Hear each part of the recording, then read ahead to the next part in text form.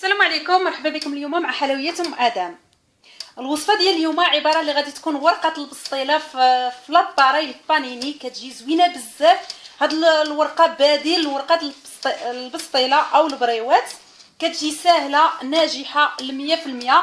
سبق لي وقدمتها في شهوات ام اكرم وراهم جربوها ونجحت لهم. هاد الورقه الا جربتوها غادي تعجبكم بزاف وتخدموها بزاف د الوصفات. غادي نطيبوها اليوم في لاباري ديال البانيني.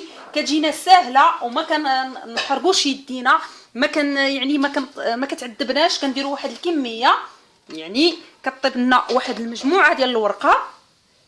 كنصاوبوا لاباري ديالنا كما كتشوفوا، كنسدوا لاباري ديالنا على الورقه ديالنا بعد ما كتكون سخونه لاباري. كنحلوا بهذه الطريقه وكنوليو نقلبوا. الا عجبتكم هذه الوصفه ما عليكم غير تتابعوا المقادير وطريقه التحضير وتشوفوا النتيجه ديال هذه الورقه ان شاء الله. الا عجبتكم ما عليكم غير تتابعوا المقادير وطريقه التحضير. بسم الله، نبداو على بركه الله. شنو غادي نحتاجوا في هذه الورقه اللي سبق لي وقدمتها في شهوات ام اكرم؟ طريقه الورقه يعني عاديه، كتاخذوا حل المقدار اللي تقدروا تخدموه وكتزيدوا فيه شويه ديال الملح والماء دافي باش تعجنوه. صافي، هذه هي المقادير د العجينه. ولكن انا خدمتها في واحد لاباراي جاتني زوينه بزاف وبغيت نعاودها في حلويات ام ادم. كتجي واحد الورقه اللي هي زوينه. انا خديت هنا واحد جوج ديال واحد 3 ديال الكيسان. صافي، غير على الكميه اللي غادي نصورها. عجبت الناس بزاف وجربتها وحده تم وردت عليا. سيروا لشهوات ام اكرم في التعليقات وقراوها. قالت لي راني مفايته مجرباها شحال من حاجه، شحال في الحوايج يعني. ومنين جربتها في هاد لاباراي راه عجبتني. واللي ما عندوش لاباراي يقدر يديباني راسو في الفران، يدير الورقه يعني نفس الطريقه. دابا ان شاء الله غادي تشوفوا الطريقه نفس الطريقه. خدينا هنا واحد 3 الكيسان ديال الطحين الابيض والماء دافي وشويه ديال الملح. وغادي تكون هاد العجينه شويه قاصحه بهذا الشكل، تكون مجموعه متماسكه مزيان، ما خاصناش نطلقوها بزاف. صافي، غادي نجمعها ونخليها ترتاح. هاد العجينه على فكره راه ما كندلكوهاش، غير كنجمعوها، ما خصهاش تكون فيها كتل ديال الطحين. صافي، كنجمعها بحال هكذا وكنديرها في واحد البلاصه كترتاح واحد 5 ديال الدقائق وصافي. وندوزو باش نقطعوها وان شاء الله وندوزو باش نورقوها. وطيبتها في هذيك لاباراي ديال بانيني. عرفتوا راها كتجي زوينه بزاف والله. يعني شهوه منها كتجي بواحد الطريقه زوينه بزاف. صافي، دابا كتجيب واحد الطريقه اللي هي زوينه ورطبه. الورقه ديالها بزاف راني شكلت بها، راني حطيتها في شهوات ام اكرم يعني سيجار او بريك بواحد الحشوه اللي هي لذيذه وسهله. دابا غادي نديرها في واحد البلاستيكه ونخليها ترتاح واحد 5 دقائق ونرجع لكم ان شاء الله. صافي، كترتاح العجينه ديالنا ديك 5 دقائق وكندوزو نقطعوها. انا هنا غادي تقطعوها صغيره بزاف، يعني على قد هذا الشكل، عاد ما قل من هذا الكويره، يعني شحال ما قطعتوها صغيره كتكون الخدمه زوينه. انا دابا الورقه ديالي غادي ندير 5 حتى 6 الكويرات بحال هكذا. اللي ما يعني بغى يقطع قل من هذا الشيء ولا اكثر من هذا الشيء، يعني على حسب الاناء اللي يعني على حسب لاباري اللي غتخبزوا فيها. الا كانت كبيره راكو غتكبروا، كانت صغيره راكو غادي تصغروا. صافي، انا غادي نقطعهم كاملين كما كتلاحظوا. واللي ما كيعرفش عينو ميزانو يقدر يدير الميزان هكذا. مهم يجيونا قد. صافي هكذا كنرجعوهم في نفس الوقت للميكا. غادي نستمر دابا بعد ما كنقطعوهم كنخليهم يرتاحوا 5 ديال الدقائق. غادي نحتاجوا الزيت اللي كما كتلاحظوا واحد الشيته. وغادي نحتاج واحد الكميه ديال المايزينا. انا هنا راني دايره واحد 5 المعالق كبار عامرين مزيان. كنحتاجوا هاد الصفايه ضروريه باش نرشوا النشا ديالنا هكذا. دابا بسم الله غادي نهزو 6 يعني على حسب الاناء اللي غتخدموا فيه. انا غادي نهز 6 ديال الكويرات كما كتلاحظوا. هذا غادي نخليهم على جنب. وبسم الله غادي ندوزهم في النشا هي الاولى هكذا هكذا كلهم، يعني ب6.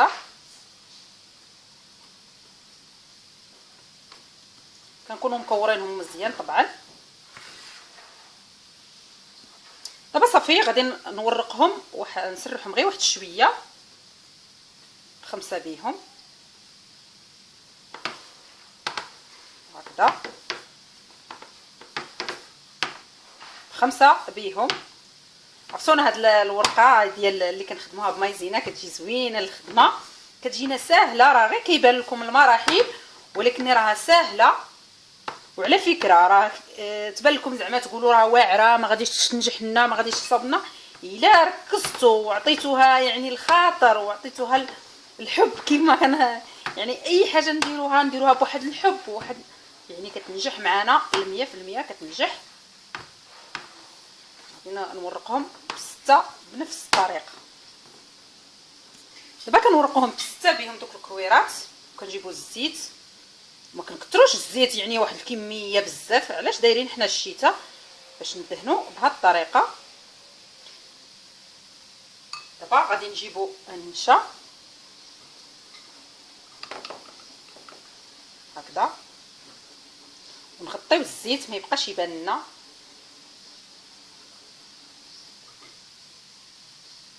من بعد الزيت النشا راه ملي كنطيبوها كتنفض، يعني الا بغينا نفضوا النشا راه كنفضوه، كنخليوش داك النشا اللي كيكون زايد. نديرو فوق منها الكره الثانيه بهذا الشكل وندهنوا الزيت بنفس الطريقه. يعني تندوزو الكويرات ديالنا كاملين ندهنوا الزيت ونرشوا النشا حتى ندوزو الكويرات ديالنا كاملين كما كتلاحظوا. كنعمروا النشا عليها بهذه الطريقه باش ما يتلاصقوناش. ملي نطيبوهم ونجيو نفرقوهم يتلاصقوا لنا لا. تشوفوها صغيره شويه على الكره تزيدوا ورقوها باش تجيكم قد الكره اللي تحت منها. غادي نستمر بنفس الطريقه، يعني ندهن الزيت ونرش النشا هكذا وما نخليو حتى جهه كيف قلت لكم.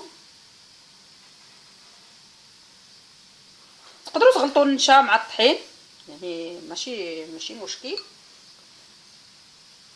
هكذا. صافي دابا انا غادي نستمر نكمل الكويرات ديالي ب6 ديال الكويرات. دابا هذه الاخيره صافي ما كنديروش فوقها لا زيت لا نشا، يعني النشا كتكون قيساها هكذا بحال هذه الطريقه. صافي غادي نحطهم ب6 ديال الكويرات يرتاحوا وغادي ندير واحد اخرين بنفس الطريقه 6 اخرين يعني بنفس الطريقه هكذا.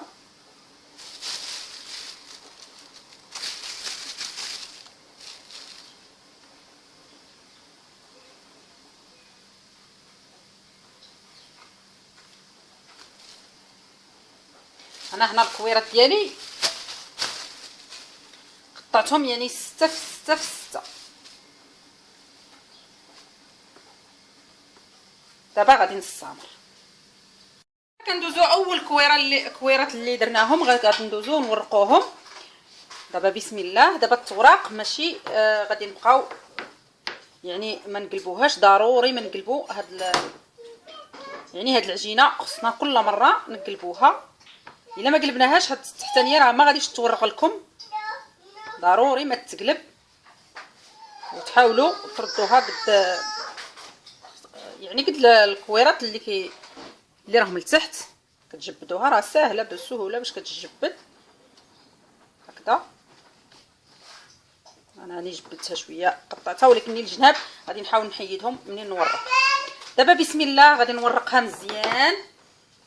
ضروري من هذه الخطوه وماشي تورقوها حتى كتفوت الحد معنا. يا الكويرات ديالي انا صغرتهم غادي نورقوها واحد المقدار وغادي نشوفوا ان شاء الله مع بعضياتنا. غادي نستمر ونتلاقاو ان شاء الله منين نورقوها. دابا ورقناها حتى كتوصل لهذا الحجم راه كنهزوا العجينه ديالنا وكنتلقاوها يعني ولات ورقه نيشان. عاد كنحبسوا التوراق صافي وكنقادوها بالموس او الجراره مع الجناب. ودابا غادي ندوزو فاش غادي نطيبوا هاد الورقه ان شاء الله. انا عندي هاد لاباري ديال البانيني هي اللي غادي نطيب فيها اليوم هاد الورقه. كنجيبوا واحد الشيته وكندهنوها بالزيت على جوج ديال الجهات، يعني الجهه ديالها هذه اللي كتهود هكذا والجهه التحتانيه ديالها. اللي ما عندوش راه قلتها يعني يعوضها بالفران، يدير الورقه ديالو في الفران وطيب عادي كما كتلاحظوا. انا دابا راه سخونه عندي كنديرها تسخن حتى كتسخن، يعني كل واحد عارف لاباري ديالو كيفاش كتخدم. صافي وكنجيب هذوك الوريقات اللي ورقناهم مع بعضياتنا وكنحطهم بهذه الطريقه هكذا، وغادي نسد عليها وغادي نخليوها واحد شويه، يعني كنحسوا العجينه ديالنا تنشف، وحتى في الفران نفس الشيء، يعني غير كنحسوا بها تنشف باش ما تيبسناش. يعني كنحسوا بها نشفت نحيدوها، كنكونوا موجدين واحد المنديل يكون نقي ونحطوا فيه، نغطيو الوريقات ديالنا ونحطوها فيه. هانتوما كما كتشوفوا انا هنايا راها نشفت. غادي نعاود نقلبها على الجهه الاخرى هكذا، وغادي يعني غير شويه وغادي نحيدها. هانتوما دابا راها كتبين لكم باللي راها تنفخت، يعني باش تعرفوا التوراق راها مفرقه على بعضياتها باش تجينا سهله باش نحيدوها.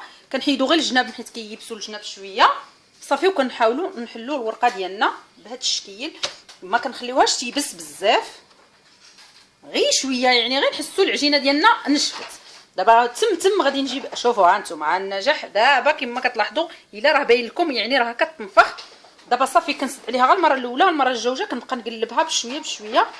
وفي هذه المرحله يا شو دابا تبارك الله دابا الورقه ديالنا راه كتحيد، يعني ها انتم بسهوله كتحيد لنا.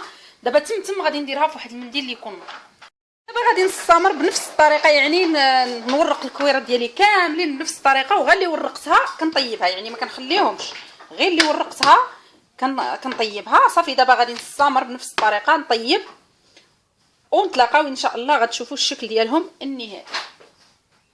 دابا كيف قلت لكم منين تكونوا طيبوا فيها كتلفوها وهي سخونه بهذه الطريقه، يعني كنديروا واحد السربيته وكنديروا ميكا من تحت السربيته بحال هذا الشكل.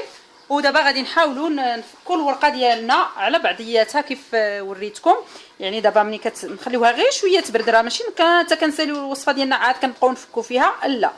ودابا غير بشويه نعطيوها الخاطر، غير بشويه كنفكوا فيها هكذا